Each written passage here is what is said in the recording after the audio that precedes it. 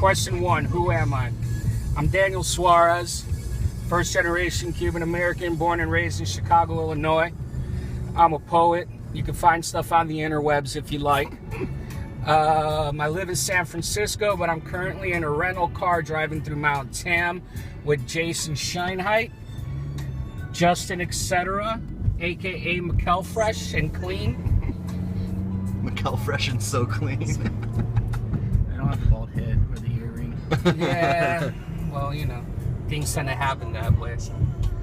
Question 2, please.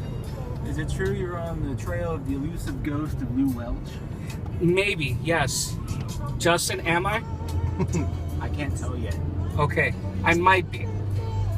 I'm afraid to have Lew Welch's ghost following me or to be following it, but it might turn into something beautiful.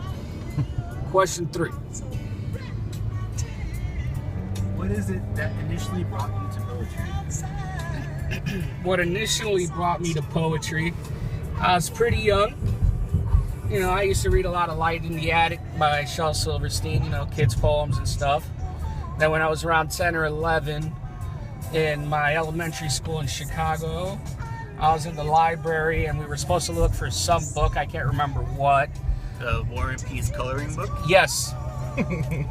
Yes. Anna Karenina? Anna Karenina, yes.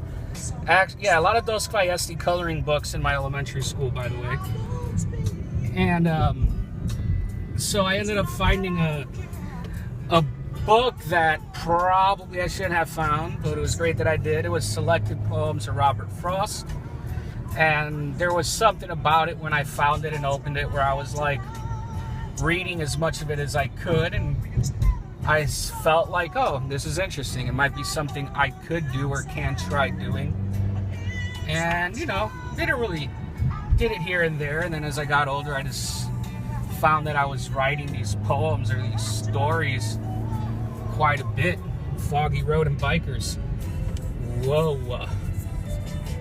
My girlfriend just texted you, by the way. Nice. What's your girlfriend say? She's congratulating on your reading tonight. Oh, tell her thank you. Thank you, Lauren. I'm kidnapping Justin to Mount Tam, by the way. We're hunting the elusive ghost of Lew Welch. Exactly. No smoking. Oh man. Lew Welch is not gonna like Lew Welch is not gonna like us not smoking. What am I gonna do with all the meth I bought from that guy? Put it in your tea. Yeah. Meth tea. Meth grandma tea. It's good for the cataracts. Holy shit, is this a single row? Nah. High fire area. It's like raining. Sure. What's the next question, Justin? I know you are a huge film connoisseur. What's your favorite movie that you've watched recently? And also, how do you see your love for film impact your writing? All right. The most recent film I saw at the theater was a movie called Ida. It's made by a film director from Poland. It takes place in Poland in the 60s, and it's shot in black and white. I don't want to say too much about it so as not to ruin it for those who are going to watch it. It's a beautifully shot film. It's kind of depressing, but that's what you get after the Holocaust and the Cold War and the Iron Curtain. But yeah, I like a lot of movies. I like movies by Kurosawa and Bergman and Cocteau, and I like films. You like sad films? I like sad films for the most part.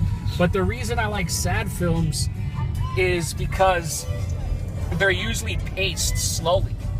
I don't mind a movie that takes a while to start and end. And for the most part, my poetry can seem immediate, but I feel that it's something that can be sat with. And linearity can play into it or not, just like in a film. I tend to work in projects, so I create disjunctive narratives. And I don't know, I mean, I've liked film since I was a kid. My dad used to take me to movie theaters after my parents got divorced because he knew I liked watching movies. So what was your favorite movie as a child? Popeye by Robert Altman. Nice. And What's your favorite song from that movie? I don't have a favorite song from the movie, but I know that Harry Nilsson did the music. And I could tell you a funny story about that movie, Popeye. Is it the spinach story? The infamous spinach story? It is the infamous spinach story, Justin. So, carry on. I used to rent that movie all the time in the 80s when I was like 4 or 5. And so one night, we're driving to the one video store that was near our neighborhood, which was probably like a 15 or 20 minute drive away. And we go drop off the VHS. And on the drive back, I'm telling my parents that I want to get a can of spinach because I want to be strong like Popeye. And my mom is saying, no, you're not going to like it. It's in a can, it's cold, and it's going to taste like shit. And I'm like, no, but it's going to make me strong. So we get home, we stop at the grocery store on the way home, get a can of spinach. It wasn't a name brand can, it was a Jewel brand canned spinach. Jewel's the grocery store in Chicago. And so we get home, my mom opens a can of spinach and she's gonna heat it up, and I'm like, no, it has to be out of the can. So I take a huge spoonful of this shit, and oddly enough, I start puking. And that's how I learned I didn't like canned spinach. Do you eat spinach anymore? Fresh spinach, I like it on pizza, I like it on pasta. Out of the can, fuck you. Cantankerous. I did that to Joe the other day. I like it dangerous. It's like, do the bite part. So I did the bite part, and then Joe walked up and she was like, what was that?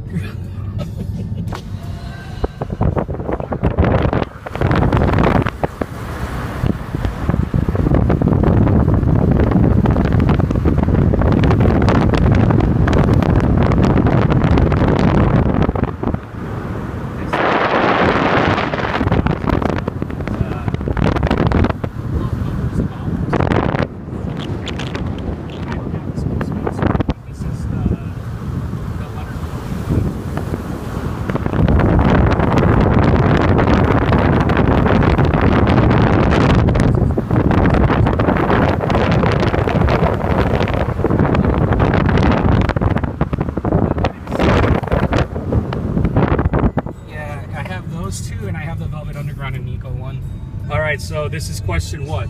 4? My thoughts on Yanni?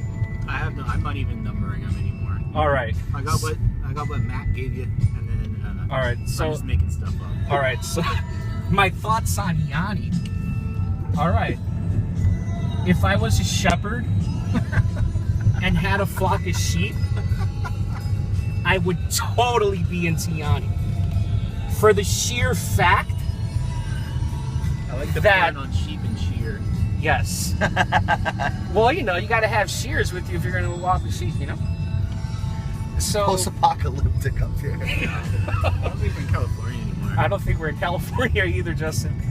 All right, ask me another question.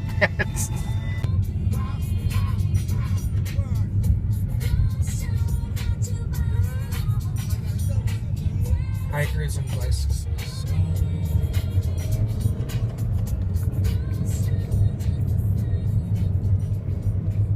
I am on the final E.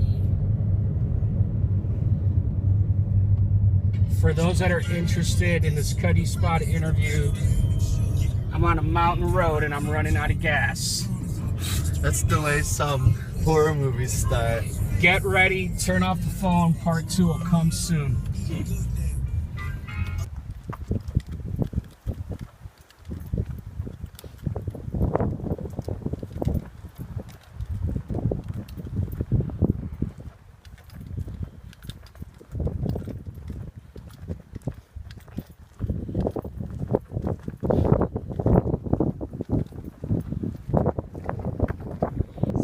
Tell us about your love for punk rock, especially Chicago punk. Alright, before I get into the punk, I had to turn the car off and park it.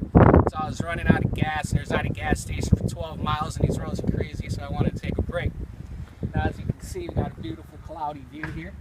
Now, my love for punk isn't just a love for punk. punk. I mean, I like all kinds of music, but my go-to, I guess, would be punk. My love or like for it probably comes from the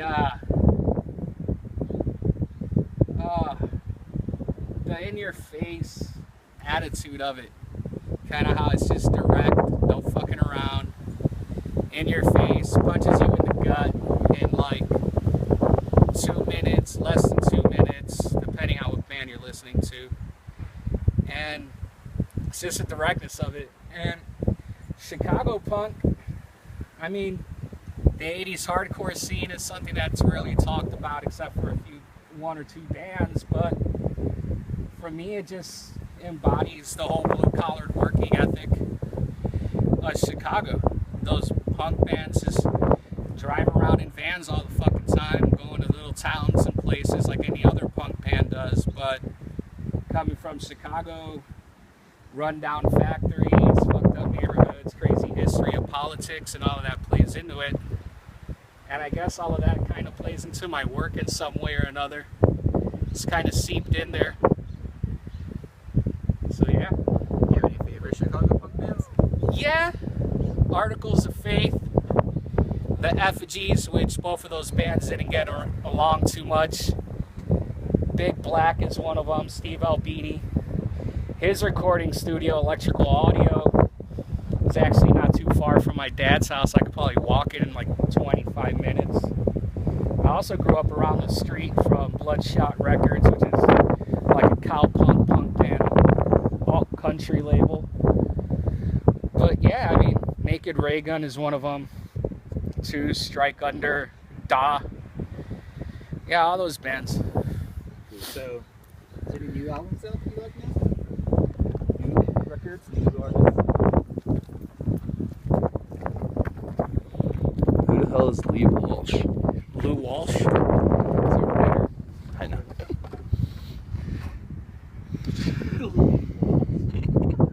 It's his son, man. Also invented the jeans. Dude, look at those fucking... Dude, Phil moved from here for the rest of the interview.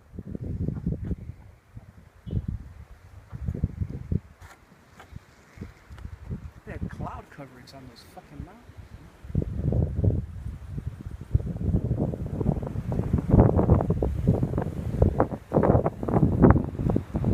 So I'm standing in an awkward place now, a little bit out of the wind. Looks like I'm popping a squat.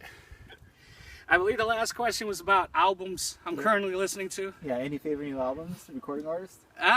Album-wise, the new Death Grips album has a bit of Bjork shit on there. They just broke up.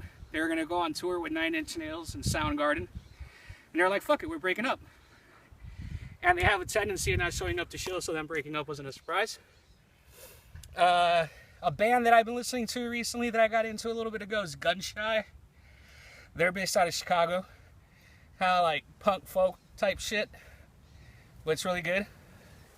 Recommend that. And yeah, I think that's about it for now. Next question. So this is a jump into a way different Area? yeah. So are you still interested in pursuing translation? Tell us about your old translation, what you were doing. All right, yeah. At one point, well, yeah, I'm so interested in translation. At one point, I was doing translation of Robert Creeley poems into Spanish, which gave me a new perspective on what Creeley was doing and what poets tend to do. Don't get so close, dog. And what poets tend to do in their poetry, because I had to spend a lot of time looking at the word choices and the language and being really cautious like I am right now. And so it just helped me appreciate what goes into a poem and what happens in a poem. I'm still interested in it, but I'd like to do a manuscript of a Spanish writer into English. Maybe someone older like Jose Lizama Lima, an old Cuban poet who passed away years ago, or maybe find a new poet writing in Spanish and translate their stuff. But yeah, it's definitely something I'm still into doing. I think there are a lot of liberties you could take with it, but it also helps you appreciate what this one particular poet or writer is doing, because you could spend hours trying to translate a line to try get it to fit the rest of the poem. So I imagine translating Creeley is somewhat hard.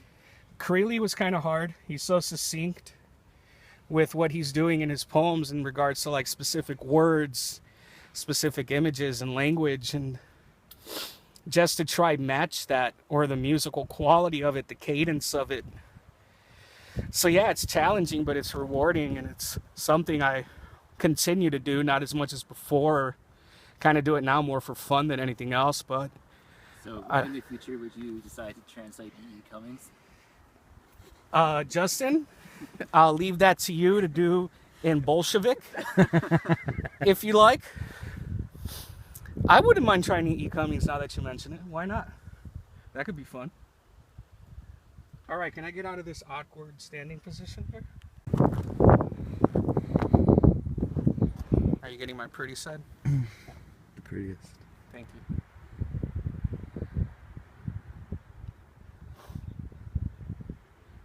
How would you describe your relationship to the internet?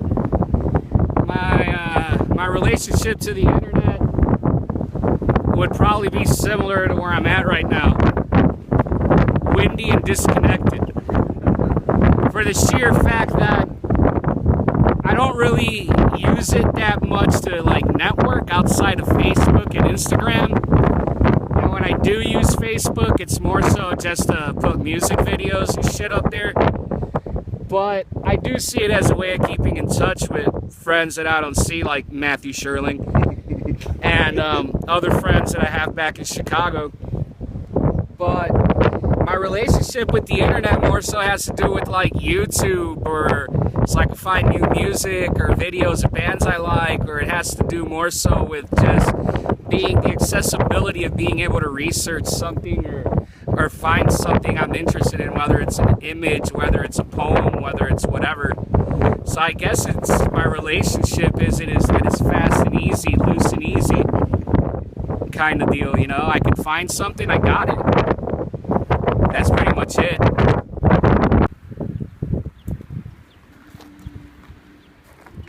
All right. So we're in Sausalito now, obviously, because there are no mountains by us that are called Mount Tam. We did not find Lew Welch's ghost. We didn't find Lew Welch's ghost. Jason thought he was Lew Welch, and he was asking me who Lew Welch was, and I was like, I don't fucking know. And so now we're in Sausalito. Looking at boats. Looking at boats. Thinking about Neil Young's Heavenly Houseboat in Heaven and that badass guitar riff. But I'm reading in a little bit, probably like in an hour or so. So I got 2 questions left for y'all. Hopefully I could handle them. So what's the next one, Justin? All right, this harkens back toward the first or second question, which is, are you working on a book or a project right now? Yes. What is it? No, yeah, I am working on a book project right now. Well, I'm working on a lot of different projects as I work on simultaneous projects usually. So I started these damaged poems like 2 years ago that I'm still working on. And I took the title for that from a Black Flag's first album. Now I'm working on another project called Give Thanks, which is poems written for friends.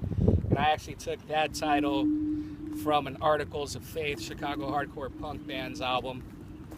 And so basically, yeah, I am working on a bunch of projects, and I am working on another manuscript. I finished my other manuscript, Good Son, late last year, early this year, and then I'm hoping to wrap this one up soon, and then see what happens with that. So basically, I'm just always bouncing around from project to project. I see everything kind of like going from one thing to the next, but never really stopping and always being able to return to it again. So, yeah, got a lot of writing to do. Who's your favorite new kid? New kid? Yeah, new on kid the on block? The book, yeah. Fuck, dude, Jordan. Jordan? Would you ever write a poem for Jordan? For Jordan. Poems for Jordan? Poems for Jordan? Poems for Jordan wearing Jordache jeans? I could probably do that. I'd have to have a braided ponytail in order to do it. Some LA gear? But I'm kind of balding, so I don't know how that's going to work out. But I'll try it. I mean, I'm getting the mustache back in action after shaving it off. Who's your favorite mustache wearer? Fuck, dude. What's his name, man? He was in the movie Mask with Cher. He's in the Big Lebowski. He's the one that orders a sarsaparilla. Salvador Dali? No. Ving Rhames. No, man. Y'all are being dicks. This is a serious question, man, and I can't remember the guy's name. We can pause this in Wikipedia. Yeah, let's pause on Wikipedia.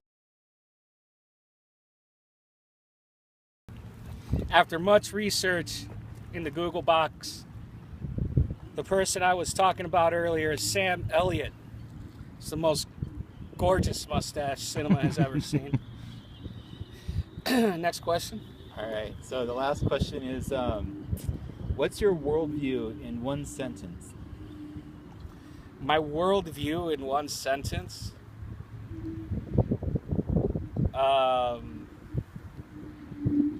I don't know if I could give one sentence for that. I think it just has to do with just fuck all, dude.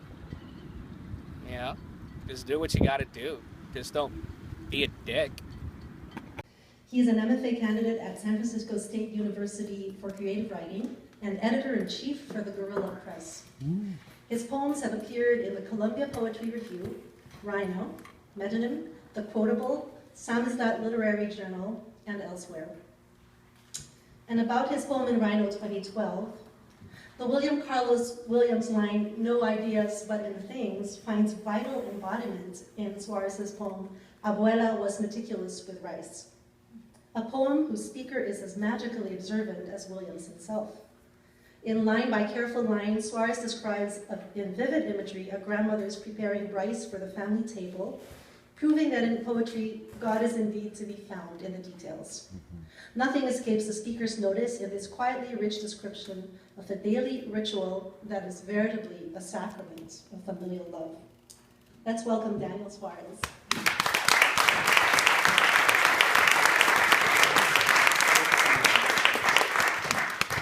Thank you, Angela, for that. That was really beautiful. Thank you. And thank you to Peg and to Angela for letting me read here today. And that poem in Rhino is, I haven't really read it in a long time, and I barely read it, to be honest. It was one of those poems I did write for my grandmother, but I wrote that poem like 3 years after she passed away, and it's like I've only written one other poem about her, and so it's usually kind of difficult, but so yeah. Abuela was meticulous with rice.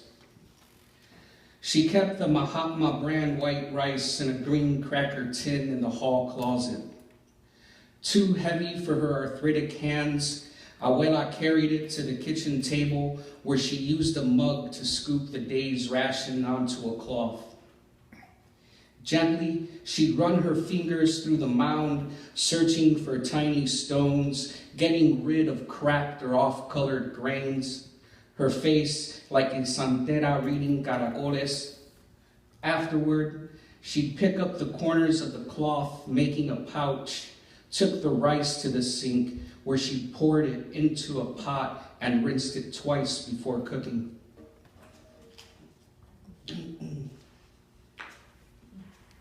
And now I'll read. All right. Thank you, Matt Sherling, for giving me these questions. I had great difficulty in answering. We had a blast. Justin, thank you for asking me the questions. I had fun. Jason, thank you for filming. And yeah, dude, it was a blast. Almost got killed, but it's good. No, we didn't get killed.